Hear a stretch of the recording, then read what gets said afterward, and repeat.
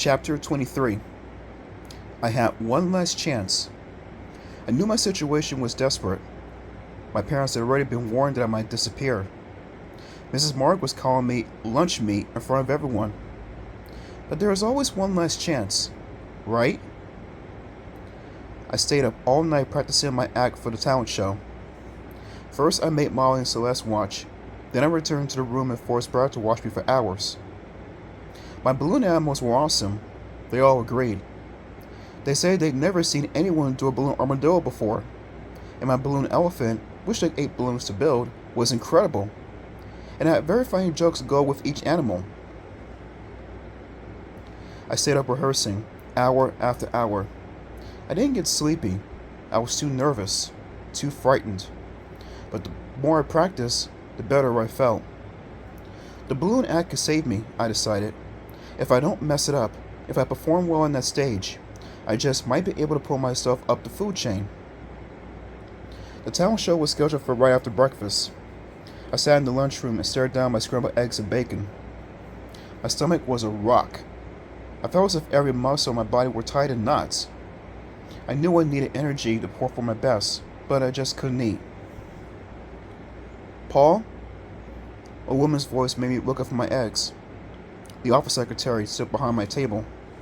"There's a note for you," she said, "in the front office." I followed her out of the lunchroom. I could see everyone staring at me.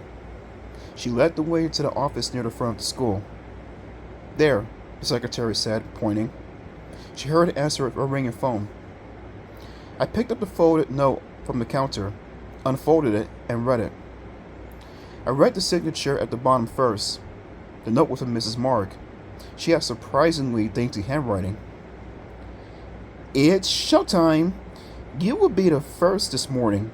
Please meet me in the middle of the auditorium stage. Come when you receive this note and we will get everything ready. Mrs. Mark." I swallowed hard. My mouth suddenly felt dry as sand. I bent down and took a long drink from the water fountain outside the office. Then I hurried to my room to get my box of balloons. "This is it," I told myself. "This is my last chance to save myself." I passed the lunchroom. Kids were still eating. I still didn't feel hungry. I grabbed the balloons and made my way to the auditorium. I pulled open the door and stepped inside. To my surprise, the big auditorium was totally dark. The only light came from a yellow spotlight that threw a circle of light onto the center of the stage. "I bet that's where Mrs. Mark wants me to wait," I decided. My eyes searched the seats and then the stage. Where was she? My legs felt weak and trembling as I climbed onto the stage. I gripped the box of balloons tightly as if it were a life preserver. "Mrs. Mark?" I called, squinting into the shadowy backstage. "Mrs. Mark? I'm here." My voice echoed over the rows and rows of empty seats. "Shouldn't someone turn on the auditorium lights?" I called. No reply. No one around. I stepped into the circle of light from the spotlight. I waited for my eyes to adjust to the brightness. "Hello?" I called. "Anyone here? Hello?" I held up the box of balloons. I recited the opening line of my act, just to see how it felt. "Hello, everyone. I'm your friendly local balloonatic." I imagined everyone in the seats in front of me laughing loudly at that. I pictured Mrs. Mark grinning, thinking to herself, "Paul isn't so bad after all. Maybe I'll give the kid a break." "Mrs. Mark," I called, "are you here?" As I stood under the hot light, sweat poured down my forehead. I felt hot, then cold. My hands were wet and ice cold. My last chance, I thought. Let's get going.